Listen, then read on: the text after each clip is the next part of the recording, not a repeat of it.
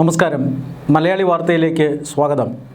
India Russia പ്രതിരോധ കരാറുമായി ബന്ധപ്പെട്ട വിവരങ്ങൾ പുറത്തു വരികയാണ്. 2025 ഈ പ്രതിരോധ കരാർ ഒപ്പിട്ടതെങ്കിലും ജനുവരി മാസം 2026 ജനുവരി 12 കരാർ നിലവിൽ വന്നത്. എങ്കിലും ഇപ്പോഴാണ് റഷ്യ പോർട്ടലിലൂടെ ഇതുമായി ബന്ധപ്പെട്ട വിശദാംശങ്ങൾ വെളിപ്പെടുത്തിയത്. ഇരു രാജ്യങ്ങളും തമ്മിൽ സമാനതകളില്ലാത്ത പ്രതിരോധ ബന്ധമാണ് ഈ കരാറിലൂടെ പുറത്തു വരുന്നത്. അതായത് യുദ്ധ സാഹചര്യങ്ങളിൽ പോലും രണ്ട് രാജ്യങ്ങൾക്കും പരസ്പരം രണ്ട് രാജ്യങ്ങളിലും സേനയെ വിന്യസിക്കാൻ പോലും അധികാരം നൽകുന്ന കരാറാണ് ഈ പ്രതിരോധ കരാറിലൂടെ പുറത്തു വരുന്നത്. അതായത് ഇന്ത്യക്ക് റഷ്യയുടെ സൈനിക താവളങ്ങളിലും മറ്റും ഇന്ത്യൻ സേനയെ വിന്യസിക്കാൻ സാധിക്കും പരിമിതമായി. അതുപോലെ തന്നെ റഷ്യയ്ക്കും ഇന്ത്യയുടെ സേനാ താവളങ്ങളിലും പരിമിതമായി സൈനികരെ വിന്യസിക്കാൻ സാധിക്കും. ഇത് ലോകമെമ്പാടും പല രീതിയിലുള്ള സംഘർഷം നടക്കുന്ന സാഹചര്യത്തിൽ വളരെ പ്രസക്തമായ ഒരു സൈനിക കരാറാണ്, ഒരു പ്രതിരോധ കരാറാണ് ഇരു രാജ്യങ്ങളും തമ്മിൽ നിലവിൽ വന്നിരിക്കുന്നത്. സേനാ വിന്യാസം സാധ്യമാണ് എങ്കിലും അതിൽ ചില പരിമിതികളുണ്ട്. അതായത് പരസ്പരം വിന്യസിക്കാൻ കഴിയുന്ന സേനയുടെ എണ്ണം എന്ന് പറയുന്നത് സൈനികർ 3000 സൈനികരെ വരെ വിന്യസിക്കാം. പടക്കപ്പലുകൾ 15, യുദ്ധവിമാനങ്ങൾ 10. 3000 സൈനികരെ വരെയും 15ഓളം പടക്കപ്പലുകളെയും അതുപോലെ തന്നെ 10 വരെ യുദ്ധവിമാനങ്ങളെയും പരസ്പരം ഇരു രാജ്യങ്ങളിലും വിന്യസിക്കാൻ അധികാരം നൽകുന്ന രീതിയിലാണ് ഇപ്പോൾ കരാർ രണ്ട് രാജ്യങ്ങളും തമ്മിൽ ഒപ്പിട്ടിരിക്കുന്നത്. കൂടാതെ ഇന്ത്യക്ക് റഷ്യയുടെ തുറമുഖങ്ങളും വ്യോമത്താവളങ്ങളുമെല്ലാം ഇന്ധനം നിറയ്ക്കാനായി ഇന്ത്യയുടെ പടക്കപ്പലുകൾക്കും യുദ്ധവിമാനങ്ങൾക്കുമൊക്കെ ഇന്ധനം നിറയ്ക്കാനും ഉപയോഗിക്കാൻ സാധിക്കും. തിരിച്ച് റഷ്യയ്ക്കും ഇന്ത്യയുടെ വ്യോമത്താവളങ്ങൾ അതുപോലെ തന്നെ റഷ്യയ്ക്ക് ഇന്ത്യയുടെ വ്യോമത്താവളങ്ങളും തുറമുഖങ്ങളും അവരുടെ പടക്കപ്പലുകൾക്കും യുദ്ധവിമാനങ്ങൾക്കും ഇന്ധനം നിറയ്ക്കാനും ഉപയോഗിക്കാൻ സാധിക്കും. ഈ രീതിയിലാണ് ഇപ്പോൾ കരാർ രൂപകൽപ്പന ചെയ്തിരിക്കുന്നത്. Reciprocal exchange of logistical support എന്നാണ് ഈ കരാറിൻ്റെ പേര്. ഈ കരാറിൻ്റെ പുതിയ വിശദാംശങ്ങൾ നേരത്തെ സൂചിപ്പിച്ചതുപോലെ 2025 ഒപ്പിട്ടതെങ്കിലും ഇപ്പോഴാണ് വിവരങ്ങൾ പുറത്തു വരുന്നത്. ഇതിൽ അമേരിക്കയുമായും ഏതാണ്ട് സമാനമായ രീതിയിലുള്ള പ്രതിരോധ കരാർ കഴിഞ്ഞ വർഷം ഇന്ത്യ ഒപ്പിട്ടിരുന്നു. പക്ഷേ ആ കരാറിൽ സേനകളെ വിന്യസിക്കാനുള്ള അധികാരമില്ല, പരസ്പരം സേനാ വിന്യാസം നടത്താനാകുമായിരുന്നില്ല. പക്ഷേ റഷ്യയുമായിട്ടുള്ള കരാറിൽ അതും സാധ്യമായിരിക്കുന്നു. അമേരിക്കയും പാകിസ്ഥാനുമായിട്ടുള്ള ബന്ധം ഊഷ്മളമാകുന്ന സാഹചര്യത്തിലാണ് ഇന്ത്യ റഷ്യയോട് കൂടുതൽ അടുക്കുന്നത് എന്നാണ് ഈ രംഗത്തെ വിദഗ്ധർ അഭിപ്രായപ്പെടുന്നത്. അതായത് ഓപ്പറേഷൻ സിന്ദൂറിന് ശേഷം അഥവാ ഡൊണാൾഡ് ട്രംപിൻ്റെ രണ്ടാം വരവിന് ശേഷം പാകിസ്ഥാനും അമേരിക്കയും തമ്മിലുള്ള ബന്ധം ഊഷ്മളമാകുന്നുണ്ട്. പാകിസ്ഥാൻ തീവ്രവാദ പ്രവർത്തനങ്ങളുടെ പ്രഭവ കേന്ദ്രമായിട്ട് കൂടി അവർക്ക് എല്ലാവിധ സഹായവും നൽകാൻ ഇപ്പോൾ അമേരിക്ക ഒരുക്കമാണ്. പാകിസ്ഥാനിലെ ഈ ധാതു ലഭ്യത അത് ചൂണ്ടിക്കാണിച്ചുകൊണ്ട് അമേരിക്കയെ പാകിസ്ഥാൻ ഭരണകൂടവും അതുപോലെ തന്നെ സൈനിക നേതൃത്വവും ആകർഷിക്കുന്നുണ്ട്. ഇറാനുമായി നടക്കുന്ന സംഘർഷത്തിൻ്റെ പശ്ചാത്തലത്തിൽ അടിയന്തര ഘട്ടങ്ങളിൽ പാകിസ്ഥാനെ ഉപയോഗിക്കേണ്ടതായ ആവശ്യം അമേരിക്കയ്ക്കുമുണ്ട്.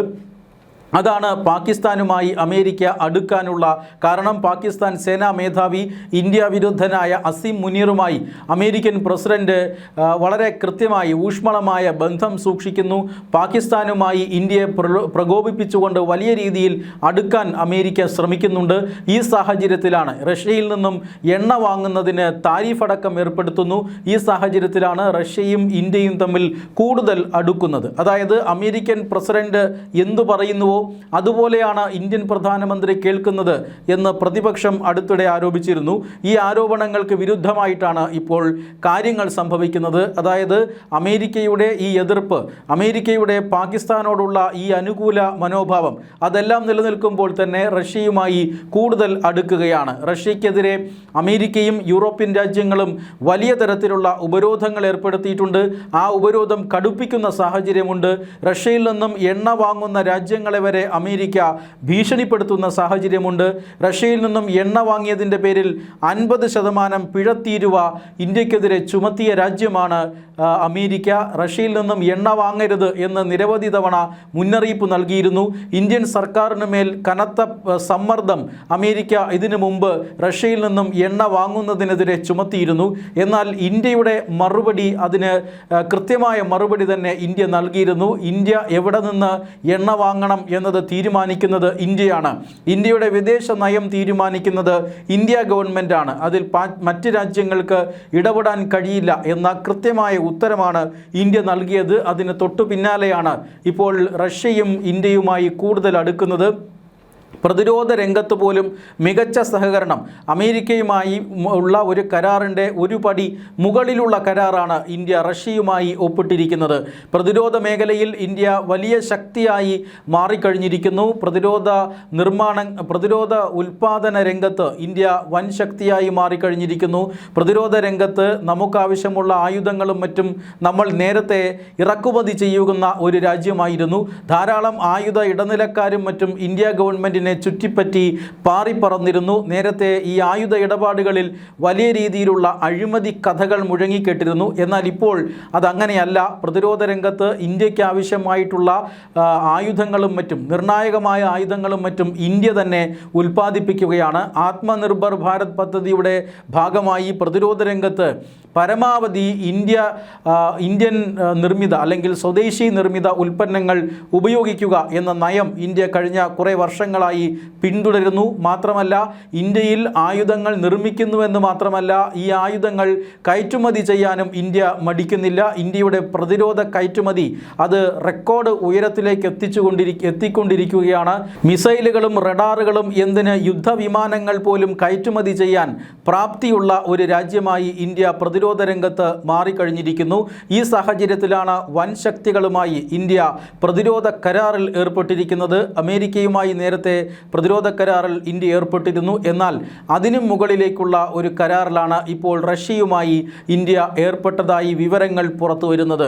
ഈ വിവരങ്ങൾ അനുസരിച്ച് നേരത്തെ സൂചിപ്പിച്ചതുപോലെ പരസ്പരം സേനാവിന്യാസം പോലും സാധ്യമാകുന്ന തരത്തിലുള്ള കരാർ അത് നിലവിൽ വന്നിരിക്കുന്നു. അതിൻ്റെ കൂടുതൽ വിവരങ്ങൾ ഇപ്പോൾ റഷ്യ പ്രസിദ്ധീകരിക്കുകയും ചെയ്തിരിക്കുന്നു. പ്രതിരോധ രംഗത്ത് ഇന്ത്യയും അമേരിക്കയും തമ്മിൽ സഹകരണമുണ്ടെങ്കിലും പാകിസ്ഥാനും അമേരിക്കയും തമ്മിൽ ഇപ്പോൾ കൂടുതൽ അടുക്കുന്ന സാഹചര്യത്തിൽ ഇന്ത്യയും റഷ്യയുമായിട്ടുള്ള പ്രതിരോധ കരാറിന് വലിയ പ്രാധാന്യമുണ്ട് എന്ന് ഈ രംഗത്തെ വിദഗ്ധർ വിലയിരുത്തുന്നു.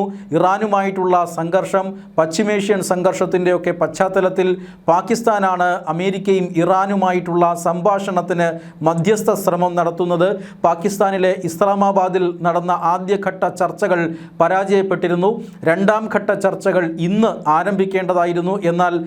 എന്നാൽ ആ ചർച്ചയും പരാജയപ്പെടുന്ന സാഹചര്യമാണുള്ളത്. അമേരിക്കൻ പ്രതിനിധികൾ ഇതുവരെ പാകിസ്ഥാനിൽ ചർച്ചകൾക്കായി എത്തിയിട്ടില്ല. ഇറാൻ പ്രതിനിധികളും ചർച്ചയ്ക്ക് വരില്ല എന്ന് നേരത്തെ അറിയിച്ചിരിക്കുന്നു. അമേരിക്ക ഉപരോധം പിൻവലിക്കാതെ ചർച്ചയ്ക്കിരിക്കില്ല എന്ന് ഇറാനും അറിയിച്ചിരിക്കുന്ന സാഹചര്യത്തിൽ രണ്ടാം ഘട്ട സമാധാന ചർച്ചകളും പരാജയപ്പെടുന്ന എല്ലാ സാഹചര്യങ്ങളും ഒരുങ്ങിയിരിക്കുകയാണ്. എന്തായാലും ഈ സാഹചര്യത്തിലടക്കം, ഈ ഇറാനുമായിട്ടുള്ള വിഷയത്തിലടക്കം അമേരിക്കൻ ഭരണകൂടം വിശ്വാസത്തിലെടുക്കുന്നത് പാകിസ്ഥാൻ പ്രതിരോധ വിഭാഗത്തെയും പാകിസ്ഥാൻ്റെ സേനാ മേധാവി അസീം മുനീറിനെയും ഒക്കെയാണ്.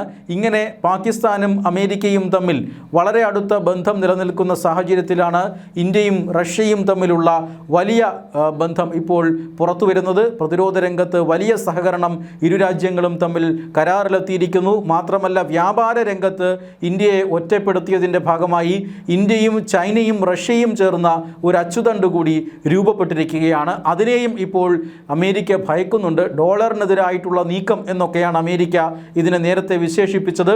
എന്തായാലും അമേരിക്കയ്ക്ക് വഴങ്ങുന്ന പ്രശ്നമില്ല.